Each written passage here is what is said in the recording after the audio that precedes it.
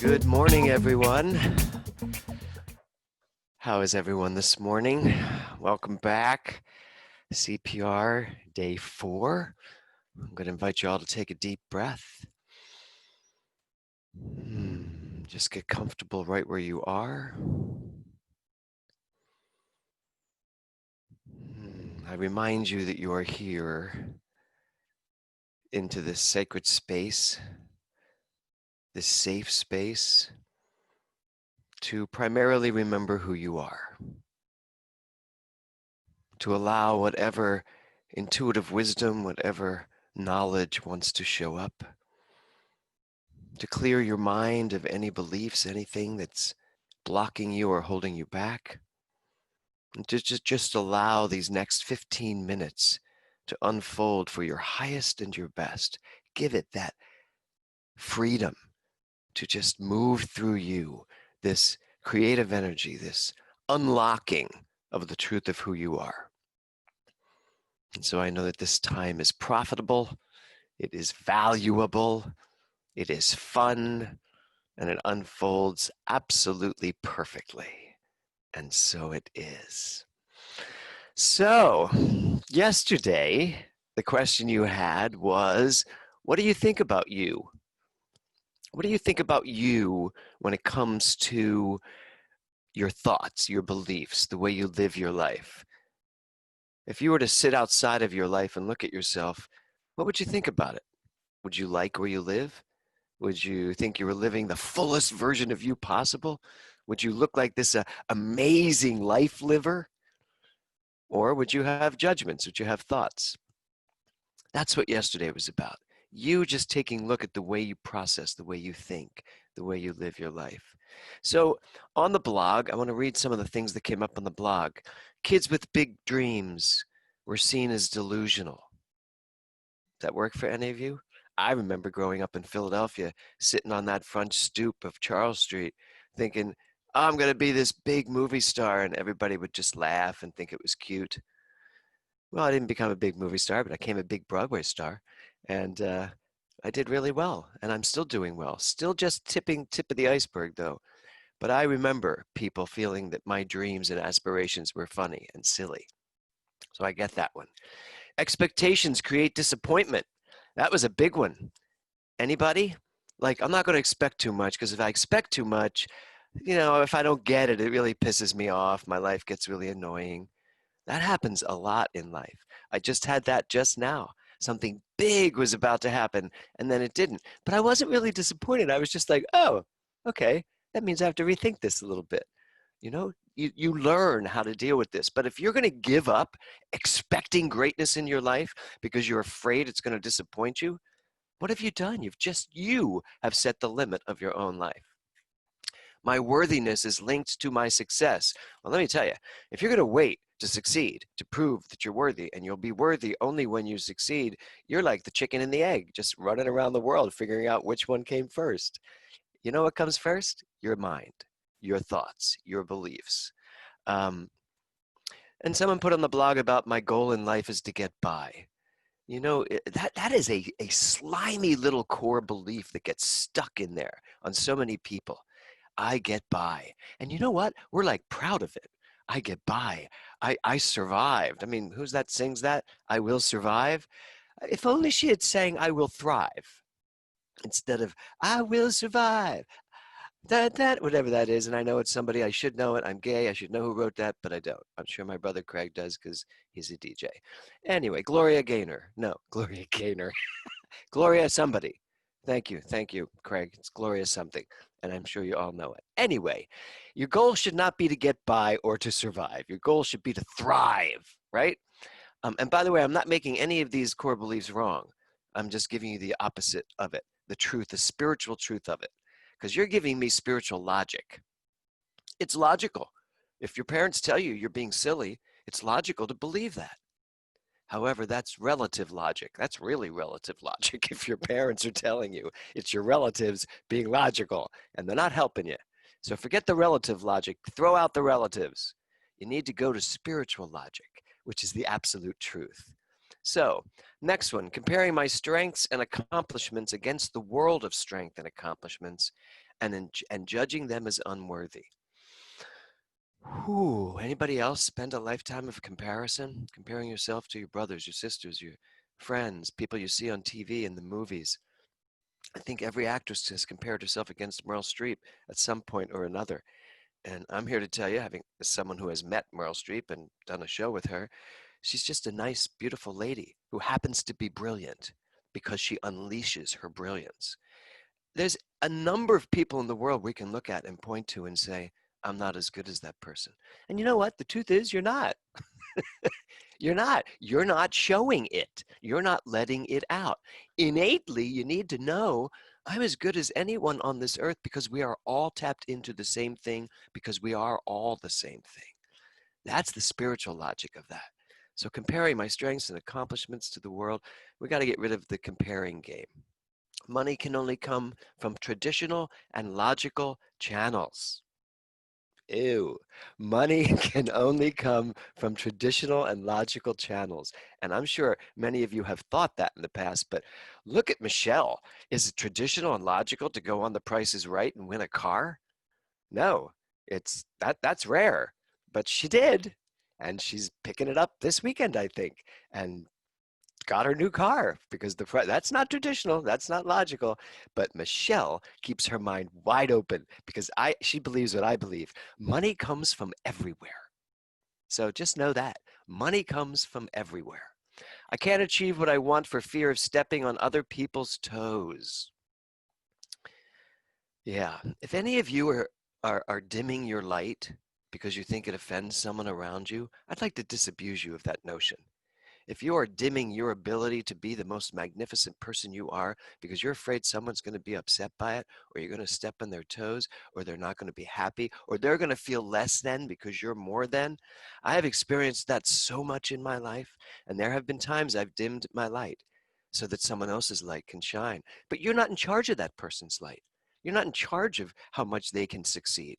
You're only in charge of yourself. So, I struggle with knowing that I am worthy of all the things that money can buy. And what I loved about this one was all the things that money can buy. I want to just sit here and tell you all, money can buy a lot of things.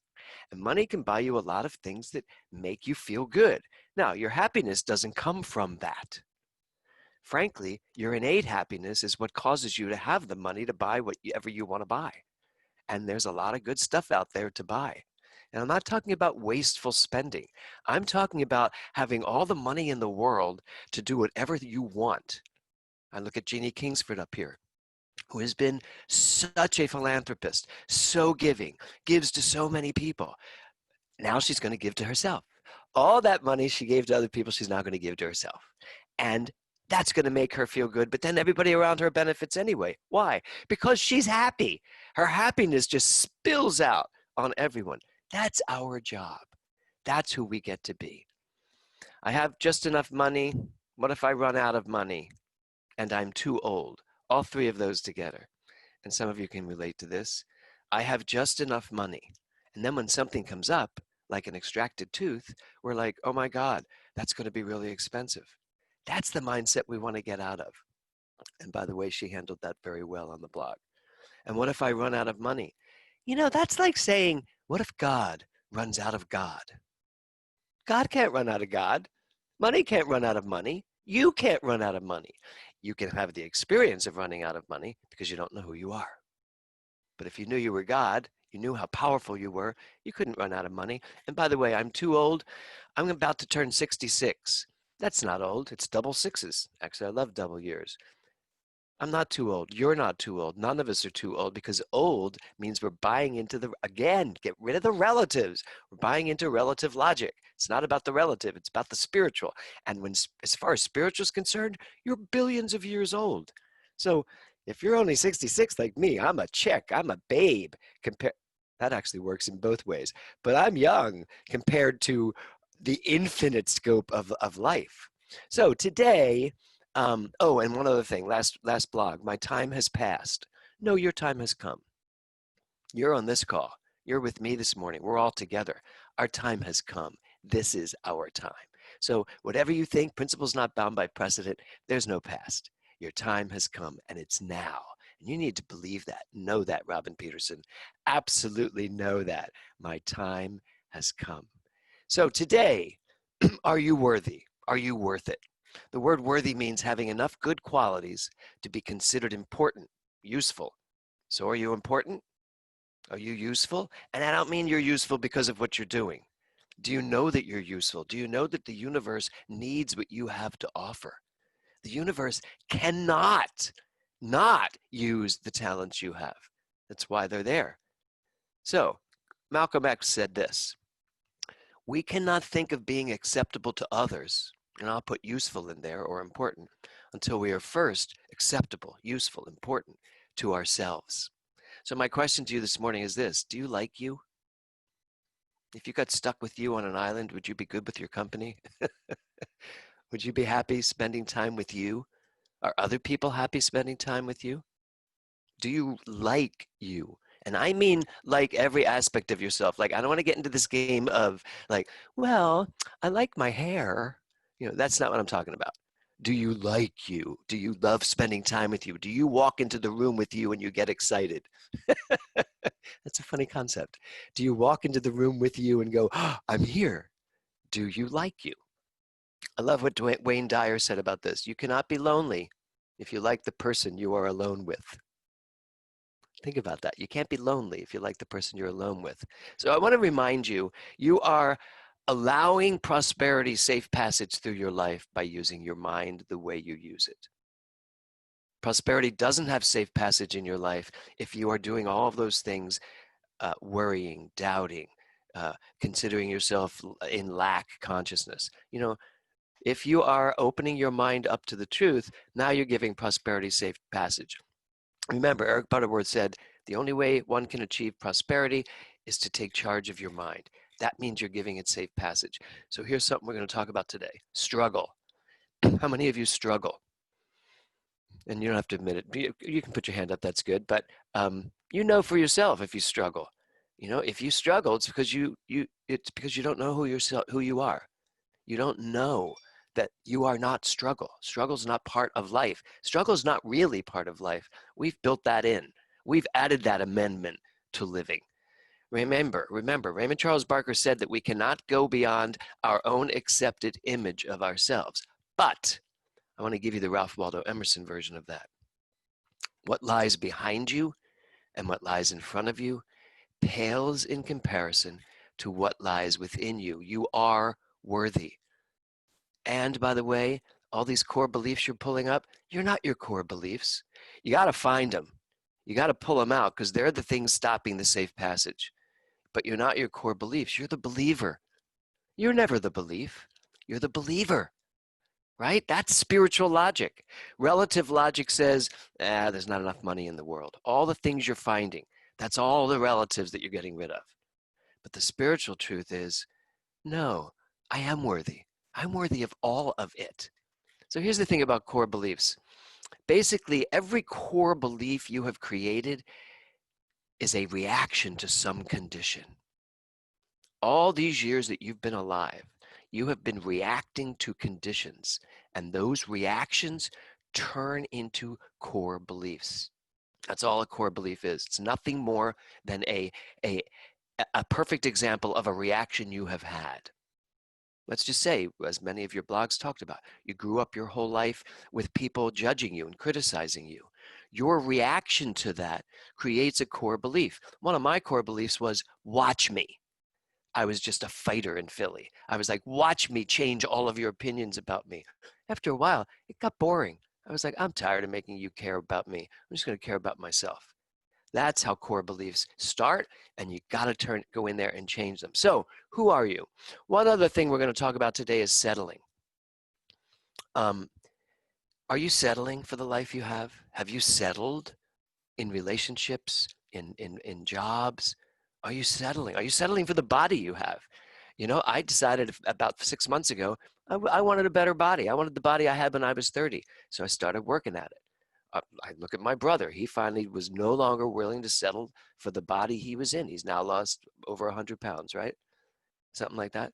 So are you settling? because you don't have to settle. Don't settle for a version of your life that doesn't meet your real standards.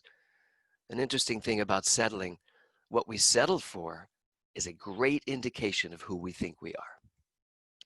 If you're settling for something, it shows you who you think you are. Now, that brings me to shoulds. You need to stop shoulding on yourself. No more shoulds. I should have done this. I should have done that. I should have had a V8, right? So we're going to add shoulding to complaining. There's no shoulding, no complaining, no worrying, no settling, just gratitude. So back to the question of the day. How much do you value yourself? Are you worth enjoying life? Now, I know you're going to say yes. Raymond Hollowell, in Working with the Law, said this: if you are expecting success, you're planning on success. So the things that you say you're expecting, are you planning them? Are you really planning them in your life? That's really, really important for you to know. If you're expecting it, you're planning it. And if you're planning it, you value it. And if you value it, you know you're worth it. So do you value your time? Do you value your health? Do you value your relationships? Do you value money? So yesterday I asked you to see what you thought of the way you were thinking. Today, I want you to, Raymond Hollowell talks about carrying around the corpses of yesterday. So today, I want to ask you to take all the corpses of your past and take them to the dump. You're going to get rid of them. Get rid of all the corpses of your beliefs, all the things you thought about money, and that means you got to dig them up. So let's really start digging up these beliefs. Today, I want you to start with the simple question. This is very simple. What do I believe? And you'll say, well, what do I believe about money? And see what comes up. What do I believe about my success? What do I think about my talents? Find these corpses of reactions you've had to certain conditions. Create new conditions. Create better reactions. And you're going to find them everywhere. You'll find them in discussions you have with people, decisions you make. Why did I just decide that? So make a list of beliefs that support you as well as take you down. So you're going to find beliefs, but you'll find good ones too. When you find a good belief, expand it. Wait, I believe that I am really amazing at this. Expand that. Expand what you know about yourself that's good and take everything else to the dump. It's time to step into this aspect of CPR called daring. Dare to be who you really are. Dare to know that you are bigger than what you have been thinking so far. Because if you dare to be it, you're going to start expecting it. And if you start expecting it, you're going to start planning for it. And if you start planning for it, it will demonstrate. That's how this works. So there you go, everybody. That's our day. I'd say it's taking us into the weekend, but there's no weekend for CPR. It's every single day. In case you forget, it's still Saturday and it will still be on Sunday. 30 straight days for you to figure this stuff out. So have a great day, everybody. Take charge of your mind. Find these beliefs. It's just great to see everybody on here. I love to see all your faces. My godson in Wilmington. I'm just really excited to see you all and to be a part of this. So have a great, great, great day, everybody. Namaste.